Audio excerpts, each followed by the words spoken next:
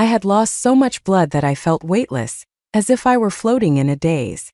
I thought I saw my mom, or maybe just the version of her I'd always imagined. She had also died from excessive bleeding when giving birth to me. It really felt like some kind of cursed cycle, a destined repetition. At the brink of death, I used my last breath to plead with my former best friend, Emily, who now stood proudly as the wife and concubine of the man I loved. I begged her, "Please just let me see my children. Let me see the babies I gave my life to bring into this world.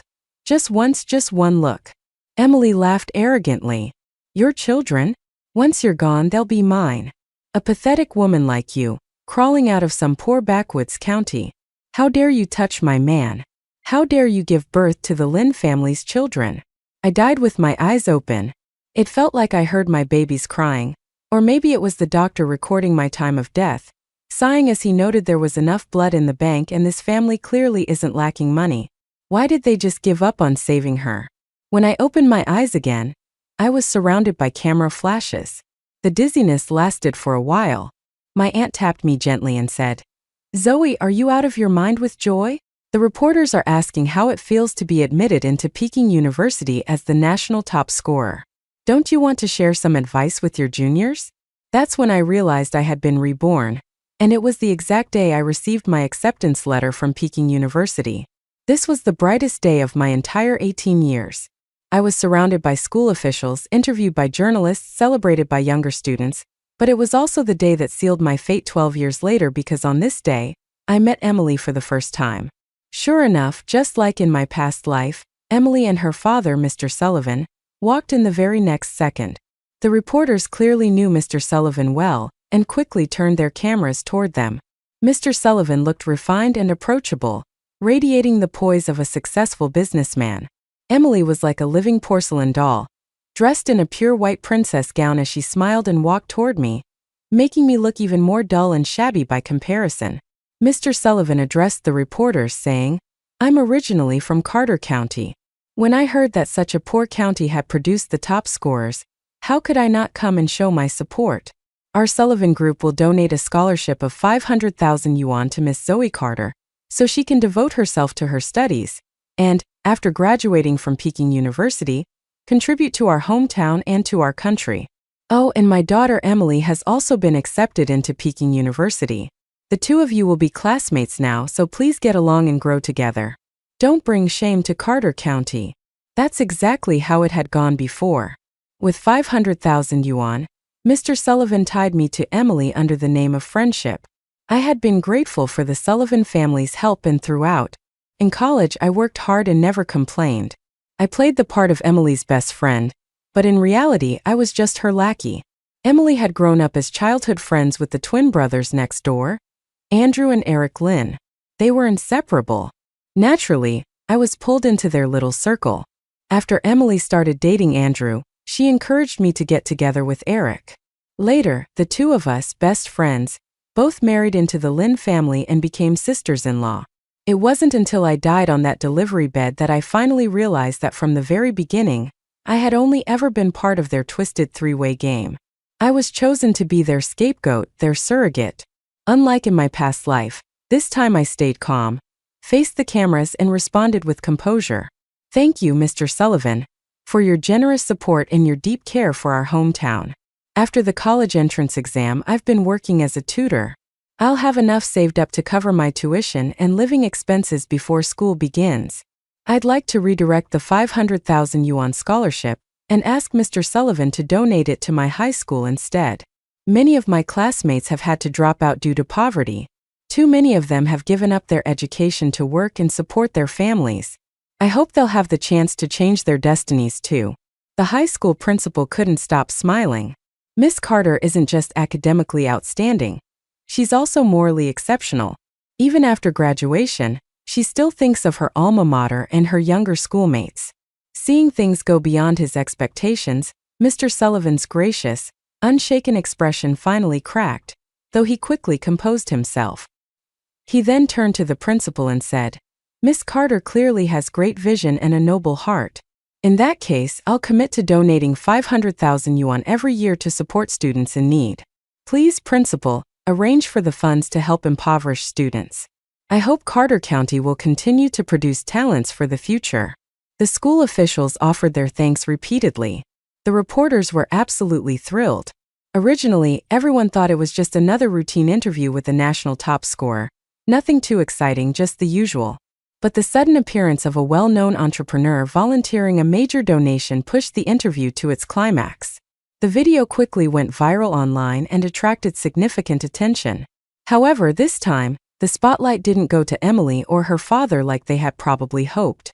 Instead, all eyes were on me, Zoe Carter, the girl from a poor county who refused a 500,000 yuan donation, who earned her own tuition through tutoring, and who spoke up about the hardships of underprivileged students.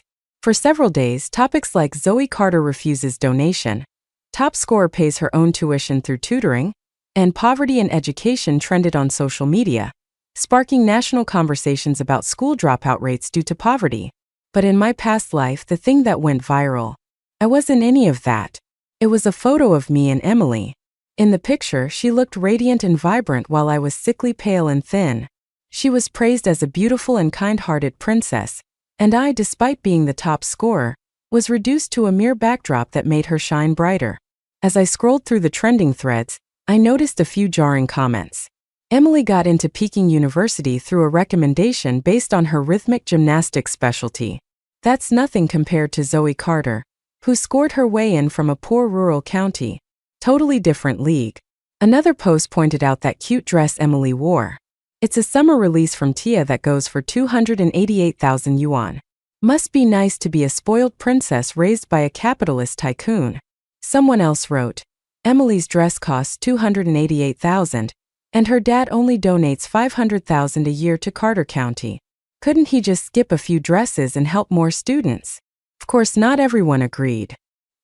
He's not obligated to donate at all. He chose to. What's with this? You do it if you're so great attitude. I quickly skimmed past the noise and headed off to my next tutoring gig. My mom died giving birth to me, and since I was a girl, my dad abandoned me to my aunt and never looked back. My aunt never married because of me, pouring her whole heart and soul into raising me. That's why I took on 4 tutoring jobs in a single day, to earn as much as I could and ease her burden. Being the top scorer wasn't just about pride, it was survival. After school started, I thought turning down the Sullivan family's 500,000 yuan would mean I'd never cross paths with Emily again. But the moment I stepped into the dorm, there she was. I had enrolled in the medical program, and she was in broadcasting. There was no reason we should have ended up in the same dorm, but then I remembered most of the school's libraries were funded by the Lin family. If Emily wanted to arrange a dorm assignment, it would have taken just one word. If fate insisted on entangling us again, I had nothing to fear. After all, in this life, I hadn't accepted a single cent from the Sullivan family. Emily walked up to me with a warm smile and linked her arm through mine. Zoe, what a coincidence. We're in the same dorm. I guess we're going to be best friends. Emily had the look of the classic delicate sweetheart, the kind of face that instantly won affection. In my past life, it was that gentle smile that lured me into her trap step by step without me ever realizing. But this time, I had returned with the memories of my former life. I quietly pulled my arm away and said, Sorry, I was just moving my luggage. My clothes are dusty. I wouldn't want to mess up your pretty little dress. A flash of annoyance crossed Emily's face, gone as quickly as it came. She quietly stepped back. One by one, the other girls in the room introduced themselves just like in my previous life. One of them, Sean, was a journalism major, and the other, Chloe, was studying business management. Although I had interacted with them much before I knew they were both upright, hardworking girls. Emily suggested we take a group photo to commemorate the start of our college life. We tried to refuse, but she insisted, so the 4 of us ended up taking one together. Then, of course, she eagerly created a group chat and shared the photo there. As I stared at the picture, I was struck by something strange. We all looked vaguely similar. Our eyes, our facial features, there was a subtle resemblance among the 4 of us, but Emily was clearly the most refined, the most striking. Suspicious, I started quietly looking into Sean's and Chloe's backgrounds.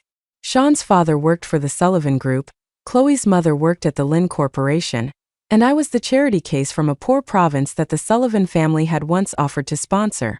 The three of us all had some connection to Emily. We were all top scorers. A bold, disturbing theory began to take shape in my mind. Could it be that the three of us were all part of some twisted plan? High IQ pregnancy tools Emily had been preparing in advance. In my past life, it was only after I got close to them that I found out when the twin brothers from the Lin family were 6 years old. They were playing in a park when they were kidnapped. Emily was there too, also 6 at the time. Despite her age, she didn't hesitate to step in and try to save them. Unfortunately, in the struggle, one of the kidnappers stabbed her in the abdomen, and as a result, she lost the ability to have children. The Lin family, deeply moved by Emily's bravery, responded with unwavering support for the Sullivan family's business ventures. That was what helped Mr. Sullivan rise and become a new star in the business world. From then on, the Lin twins were inseparable from Emily.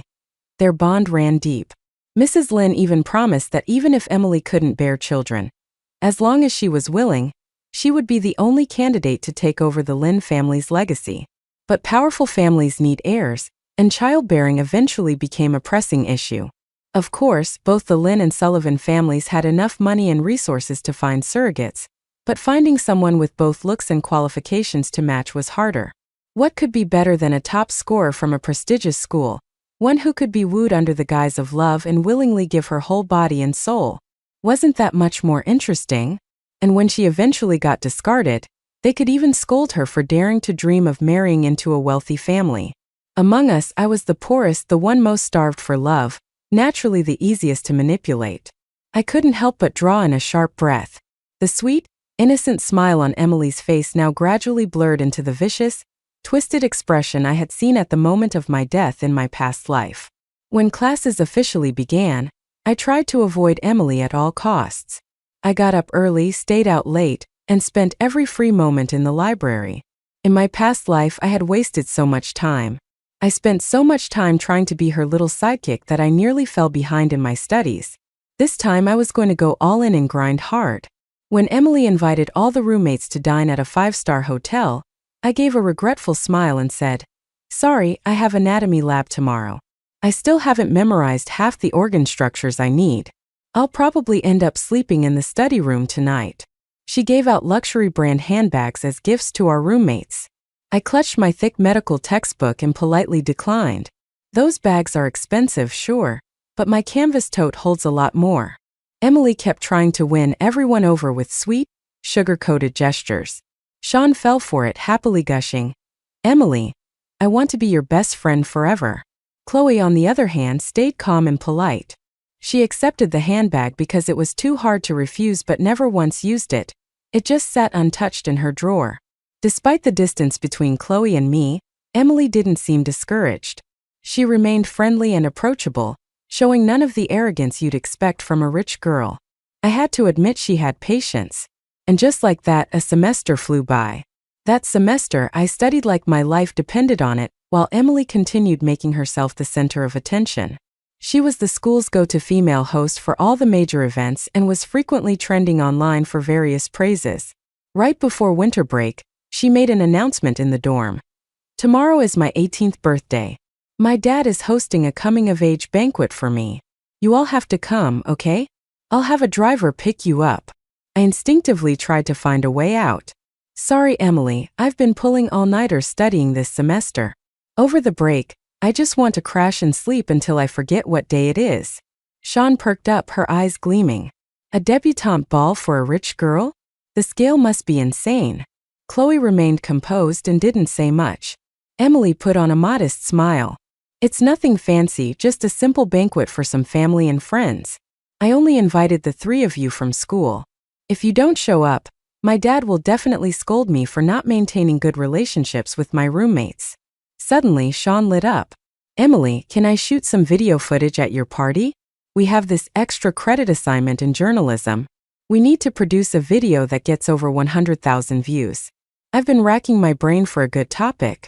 A luxurious but understated debutante ball from a Peking University goddess like you would be perfect. Please. Emily, we're roomies. I want to ride your popularity a little." Emily hesitated, but events like this are usually very private. That's when a memory slammed into me. In my past life, It was at that very coming-of-age banquet that Emily introduced me to the Lynn brothers. It was there, in front of everyone, that Andrew Lynn publicly confessed his love to her. After that, Eric Lynn began his pursuit of me. Even though Sean had been briefly dazzled by Emily's glamour and charm, I knew she wasn't someone who would completely lose herself in vanity. I still wanted to wake her up to pull her back before it was too late. So I changed my tone and said, Emily's dad is a well-known philanthropist. Every year he donates to my old high school to help students in need. Influential and generous people like him should definitely be highlighted more. I really want to thank him again for his donation. Then I turned to Emily with a smile. Let Sean film a little, okay? It'll help her complete her project, and also raise awareness about your family's charitable work. Plus, it'd be nice to have some video memories of your coming-of-age ceremony, wouldn't it? Chloe and I will come too, just to join the fun. Though Chloe and I weren't particularly close, we had a quiet understanding. She immediately picked up on my hint and agreed to attend. Seeing that the three of us were voluntarily walking into her carefully laid trap, Emily readily agreed to the filming. In her mind, she was the campus goddess of Peking University. Getting more publicity and climbing trending topics would only help pave the way for her future as a glamorous, well-known host. She wanted fame. She wanted her name to be in every household. So, in exchange for attending the coming-of-age banquet, I secured permission for us to record the event. Based on everything I remembered from my past life, what I knew about Emily and the Lynn brothers, I was certain the footage we'd capture wouldn't be just an ordinary birthday celebration. The next morning, Emily sent a chauffeur to pick us up. During the ride, my chest tightened with anxiety. I could barely breathe. I dug my nails into my palm, using the pain to distract myself because today I was going to see Eric Lynn again. In my previous life after Emily's banquet, he told me he had fallen in love with me at first sight. He began to pursue me relentlessly, crashing into my world with a force I couldn't resist. He waited outside my dorm for hours with a bouquet of red roses, refusing to leave until I showed up. He went to the library again and again just to catch a glimpse of me, even sketching my profile in the margins of his notebook. He knelt beside me in the grimy student cafeteria, which he had never once set foot in before, pretending to eat just to accompany me on my birthday. He filled the night sky with drones to declare his love.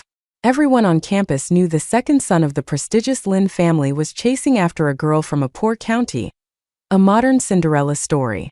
And all the while, Emily helped fan the flames. What I couldn't deny was this.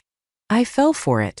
I really believed that despite having been abandoned from birth, someone could love me unconditionally. I thought I'd found salvation, but in reality, I had just been chosen from my womb. Stepping through the Sullivan family gates was like entering another world. Luxury, opulence, everything designed to dazzle. But after 3 years of playing the daughter-in-law role in a wealthy family, none of this impressed me anymore. Emily came out. To greet us personally, her makeup was flawless, her gown covered in sparkling gemstones. She gleamed like a diamond. Behind her stood the Lynn brothers, Andrew and Eric. They were the picture of privilege, handsome, poised, and dripping with that effortless superiority that screamed generational wealth. The space around them seemed to carry a barrier of status, one that kept people like us firmly on the other side. Sean gasped. Emily, I've always heard your childhood friends were the most handsome guys on campus, but I never imagined they'd look like this in real life. They're like movie stars. Emily laughed modestly, then turned to introduce us. These are my gorgeous roommates. They're all national top scorers, beautiful, brilliant, the whole package. Real high-quality women. The three of us were dressed plainly like regular students, which made the whole scene feel slightly awkward. The Lynn brothers' eyes swept over us with a strange intensity, like they were sizing us up, evaluating goods. When Eric Lynn's gaze locked with mine, I felt a chill run down my spine. I shuddered. Chloe stepped closer and gently took my arm. Zoe, are you okay? I forced a smile and said I needed to use the restroom. Once inside, I splashed cold water on my face, trying to pull myself together, but I still couldn't stop trembling. Eric Lynn, the man who had once touched my body, whom I had seen as love and salvation, had only ever been hunting me. I was nothing more than prey to him, never someone with equal worth. When I stepped out of the bathroom, he was already there, leaning casually against the wall. His voice was soft, mocking. "You're scared of me." I didn't look him in the eye. I laughed at myself. "Not at all. I'm just not used to fancy places like this." After saying that, I quickly walked away. Emily and Mr. Sullivan were busy entertaining guests, so I pulled Sean and Chloe aside, asking if they could come with me to the garden for some fresh air. Behind the Sullivan villa, there was a temperature-controlled greenhouse filled year-round with Emily's favorite white roses. Sean, always observant, wanted to go in and film, but the greenhouse door was locked and she sighed wistfully. "Emily is just like these white roses, noble, pure, pampered in a glass house, admired effortlessly all her life." Then she turned to me and said, "Look at me. I worked like a dog just to make it as a top scorer in the college entrance exam, but now I'm at Peking University where everyone's a top scorer. Our dorm alone has 3. I never worried about money growing up, but in front of these elite heirs, even that feels meaningless. Honestly, sometimes I'm so jealous of Emily. She never flaunts her wealth, yet I still find myself feeling inferior." Chloe, ever calm, said, "Some things, if you're not born with them, you'll never have them, no matter how hard you work. In my past life, my mindset was just like theirs. Proud yet insecure, ambitious but constantly drained by comparison. But now I see it differently." I said, "Being myself, it's good enough compared to both of you. I have far less. I come from a poor county. My mother died giving birth to me, and my father abandoned me. It was just my aunt who raised me, but I made it here and I'm grateful for that. After graduation, I'll become a doctor, maybe go into medical research. I think the world is wide enough for people like us to do something great." My words seemed to lift their spirits a little. That short conversation bonded the 3 of us. Sean then started scouting out the best angles to film the fireworks and assigned Chloe and me to separate spots to record the entire show. Not long after, we saw Emily enter the greenhouse hand in hand with the Lin brothers. The energy between the 3 of them was unmistakable, intense, and intimate. Caught off guard, the 3 of us ducked behind the pear trees to hide. Inside, Emily clung to both of them like she belonged to neither and yet to both. Her voice was sweet and coaxing. "Eric, you promised me. Remember, I'm the one who gets to choose your girlfriend. Of my 3 roommates, which one do you want? I'll help you pursue her, but we agreed no matter what, you can't fall for any of them. You're only allowed to love me." Eric kissed her and chuckled. "They're not even worth your toenail. Of course I wouldn't want any of them. I'm just doing what you asked, finding a girlfriend to be our cover." Andrew chimed in. "Emily, you were hurt when you were 6 trying to save us. You lost your ability to have children, but maybe that's a blessing. You won't have to suffer through pregnancy. Whoever Eric chooses will just be our surrogate. If any of them ends up making you sad, we'll take the child and cut ties for good." No complications. Emily smiled smugly and began to roll around in the white rose petals with both brothers. Hidden behind the pear trees, the 3 of us stared at each other in stunned silence. There was nowhere to hide our horror. Only when the first firework exploded in the sky did the trio finally leave the greenhouse, reluctantly parting. Sean whispered, shaken, "My camera, it was still recording. I caught all of it." Just like in my past life, Andrew stood beneath a sky full of fireworks and publicly confessed his love to Emily. After the show ended, we quickly said goodbye to Emily. She was still floating in her euphoric daze and didn't notice anything off about us. Only once we got back to the dorm did reality sink in. Sean exploded. "So Emily's been in a 3-way relationship with the Lin brothers this whole time, and now they're trying to use one of us as a cover and a womb?" I finally told them the truth, everything I knew, except of course for the part about my rebirth. I suspected something from the beginning. I said back on the first day when we took that group photo, I noticed we all looked a little alike. Emily is more polished, sure, but if we were all wearing makeup, we'd be 80% similar.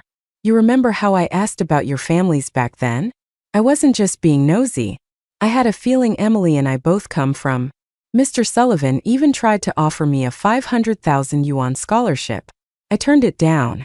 Then I looked at Sean. Your dad works for the Sullivan Group, right? Chloe, your mom works for the Lin Corporation. All 3 of us have direct ties to Emily. More importantly, we're all beneath her in status. I suspect this whole setup started even before school began.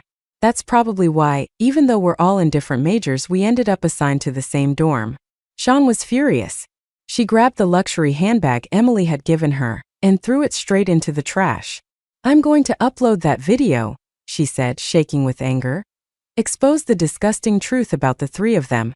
We may know the truth and avoid their trap, but what about the next girl and the one after that? You heard what Andrew said. Take the baby, leave the mother. Do you think the next person they choose will be any luckier? Chloe quickly tried to stop her. Don't be impulsive. If this goes public, what about your dad's job? Do you really want to go up against both the Sullivans and the Lynns? Do you know what you're up against? You'll ruin your own future. You're fighting a losing battle. The room went quiet. After a long pause, I finally said, taking them down might be difficult, but avoiding the trap is still in our hands. As long as we reject Eric Lynn's advances, we won't be drawn in that much. At least we can control that. The next day, when Emily returned to the dorm, she casually started testing our reactions to Eric. Sean waved her off with a photo of herself cheek to cheek with her cousin. Actually, she said, I already have a boyfriend. We were classmates in high school, and he's at a neighboring college. That weekend, I didn't come back. I was with him. That excuse couldn't be used twice. Chloe had no choice but to dodge vaguely. Eric and I are from completely different worlds. Honestly, if it weren't for your birthday party, Emily, I would have never had a chance to meet someone like him. I echoed her tone. Emily, you and Eric are perfect together. Seeing you two side by side feels like a billionaire romance novel come to life. It's a shame you're an only child. If you had a twin sister, maybe she and Eric would have made a great match. Maybe it was our indifferent responses, but for the next several days, nothing happened. Eric didn't pull any of his grand romantic stunts like he had in my past life. After all, he was the treasured second son of the Lynn family. If he were to make a dramatic public confession and get rejected, it would be humiliating. But then came the blow I wasn't prepared for. As winter break approached, I felt a bit more relaxed, though I still kept up my routine of studying at the library every day. That afternoon, as I stepped out of the library, a middle-aged man around 40 suddenly blocked my path.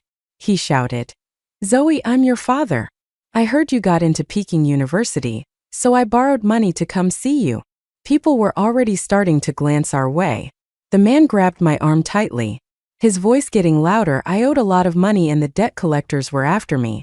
I needed someone to co-sign for me. Of everyone I knew, you were the most successful top scorer at Peking University. Please help your father, you have to save me. I tried to pull away, but he gripped me too tightly. A crowd had started to gather, and I found myself stuck in the middle of an ugly public scene, mortified beyond belief. This hadn't happened in my past life. Confused and humiliated, I searched the crowd and then I saw him. Eric Lynn standing near the back, watching. A guy like him, a rich second-generation heir, would never come to the library of his own accord. That's when it hit me.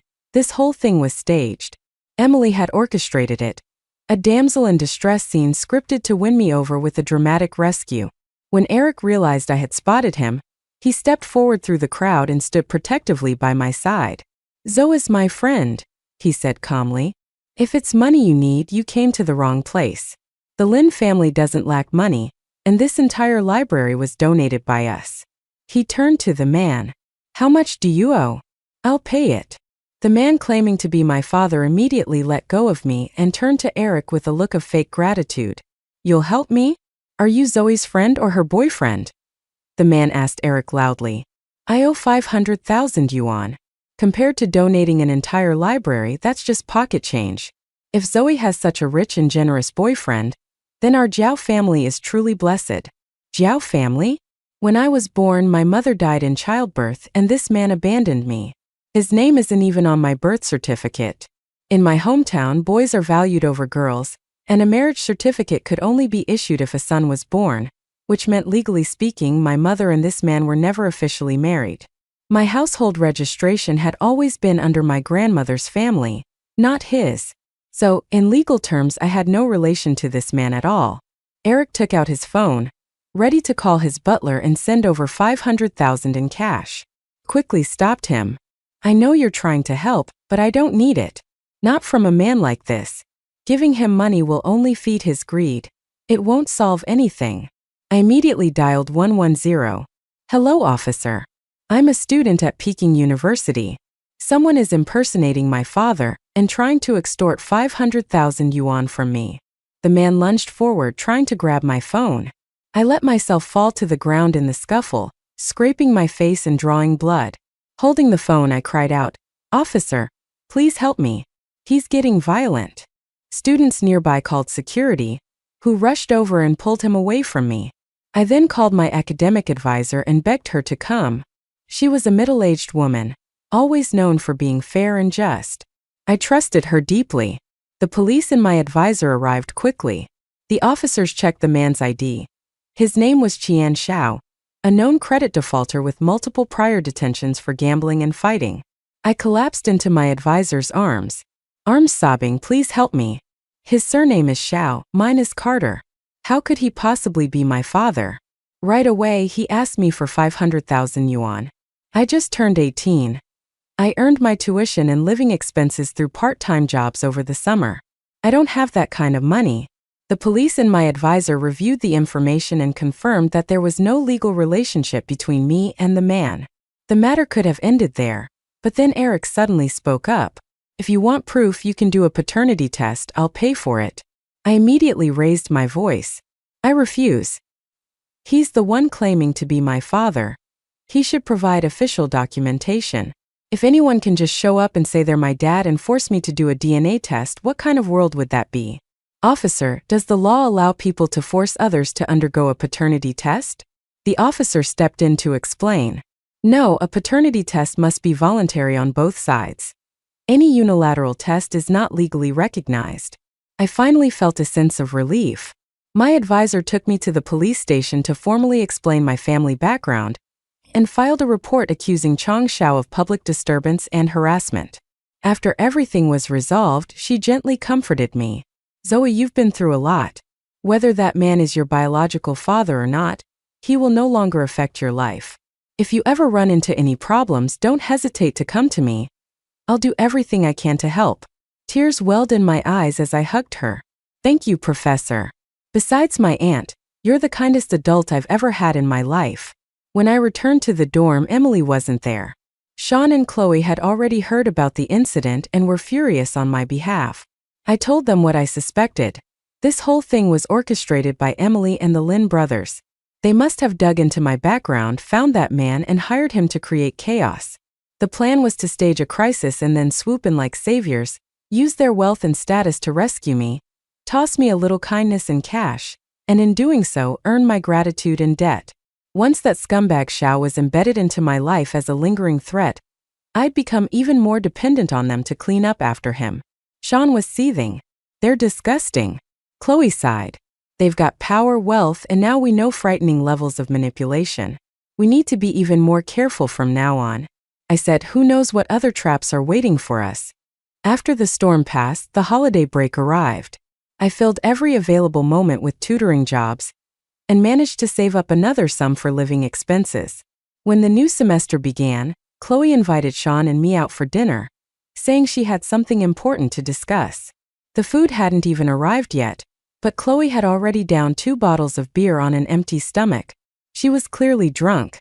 Chloe had always been calm and reserved, never showing her emotions, but tonight she was completely out of sorts. Sean and I exchanged worried glances. We both had a sinking feeling. Finally, after a long silence, Chloe spoke. "You guys know I come from a single-parent household. My parents divorced early. My mom raised me all on her own. It wasn't easy for her. She works at the Lin Corporation. During the company's annual gala, the chairman made a point of mentioning that I share a dorm with Emily and go to school with the Lin brothers. He personally invited my mom and me to attend the gala." Sean leaned forward anxiously. "Did Eric Lin do something to you at the gala?" "Don't worry, I still have the video of him, Andrew, and Emily in the rose greenhouse. If he messed with you, I'll release it and blow everything wide open." Chloe shook her head, but her voice sounded even more hopeless. "At the gala, Eric kept approaching me. He was really sweet, really attentive. After it ended, my mom's coworkers were all saying he must be interested in me, and that maybe our family would soon be connected to the Lins by marriage. Not long after, my mom got a mysterious promotion. Ever since then, she's been encouraging me to get closer to Eric, pushing me really. Sean asked quickly, "Did you tell her the truth? That Eric doesn't actually like you. That he's just looking for a decoy, a surrogate?" Chloe's eyes were blank. I did, but she didn't believe me. She said that even if it's true, if I work hard, I can still win him over. And since Emily can't have children, if I give birth to a child, that baby would be the only heir of the Lynn family.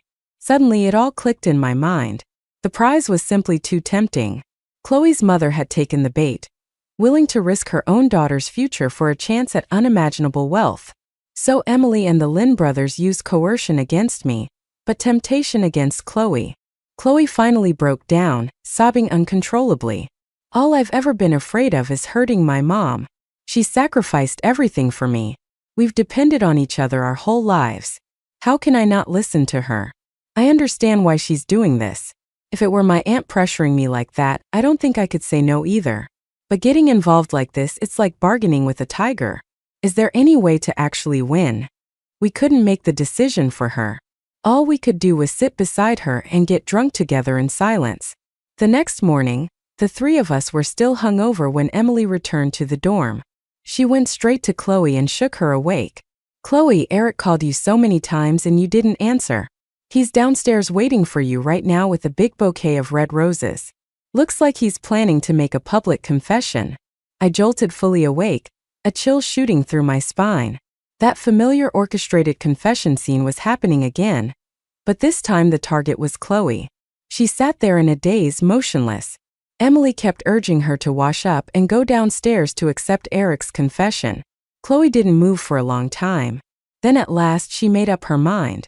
She got ready, went down, and took the roses from Eric.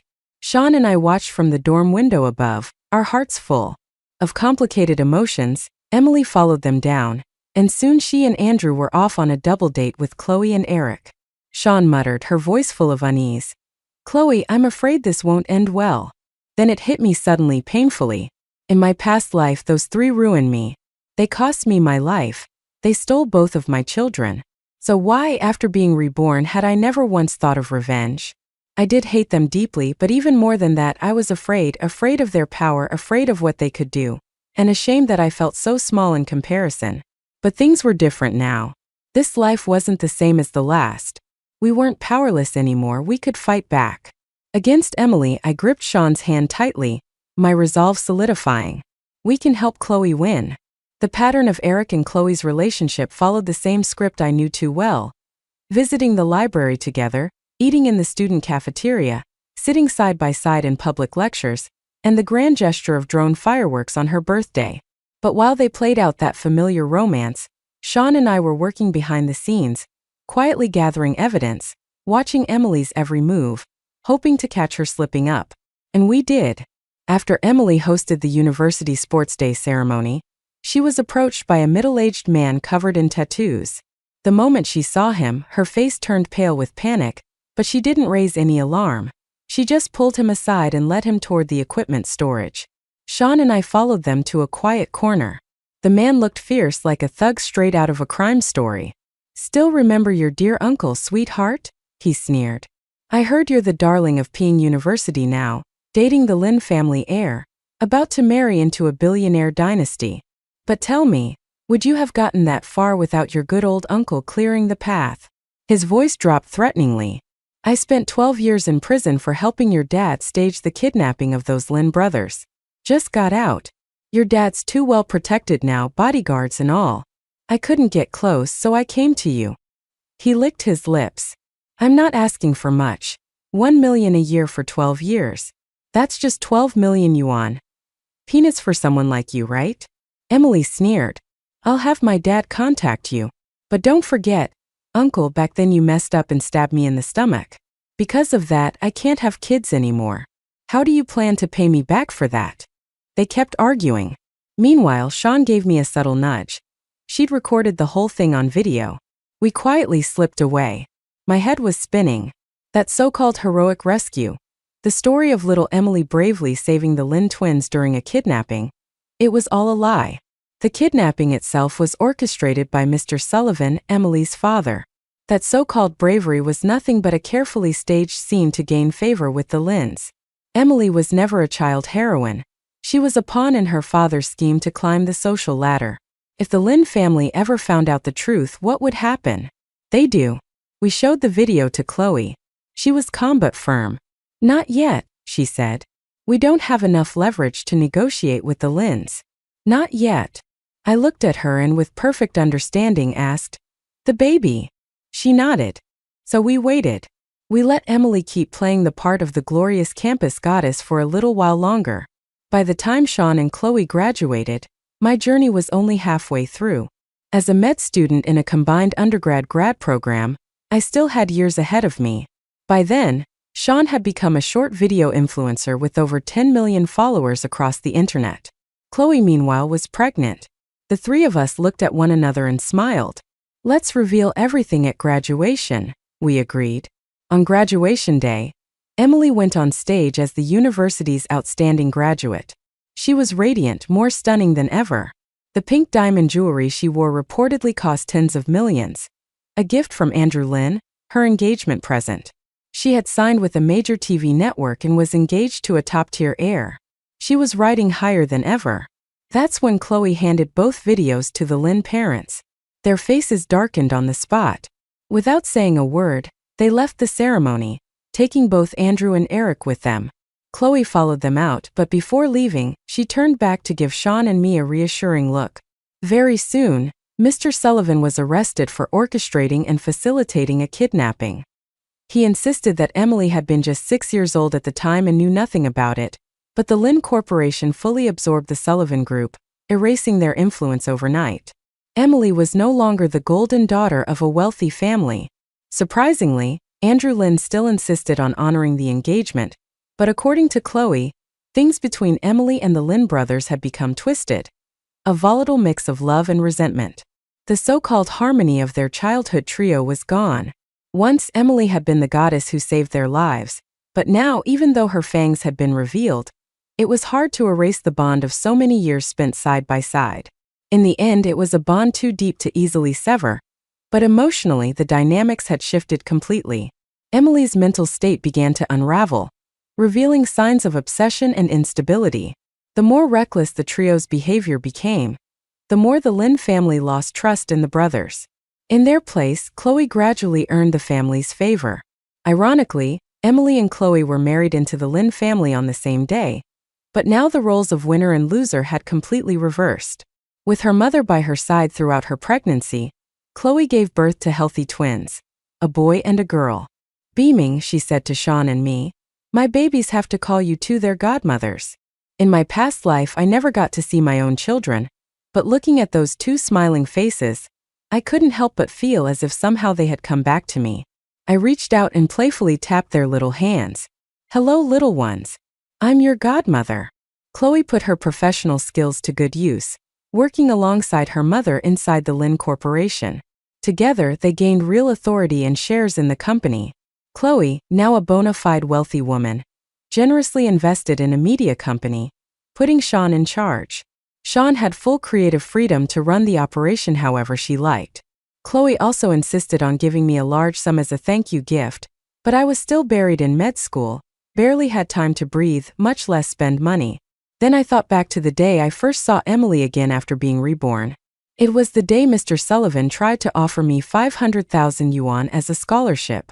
That money had marked a turning point in both my past and current life. I looked at Chloe and said, "Mr. Sullivan used to donate 500,000 yuan every year to my high school to help students from poor families stay in school. Now that he's in prison, those funds have probably stopped. If you're in a position to do so, maybe you could pick up where he left off. That money is life-changing for students in Carter County." Without hesitation, Chloe waved her hand. "I'll donate 5 million yuan annually to your high school." She then told me, "There's a hospital under the Lin Corporation. Once you graduate, I'll have you installed as the hospital's director." I sat down, my scalpel, grinned and joked, "Thank you, Queen Chloe."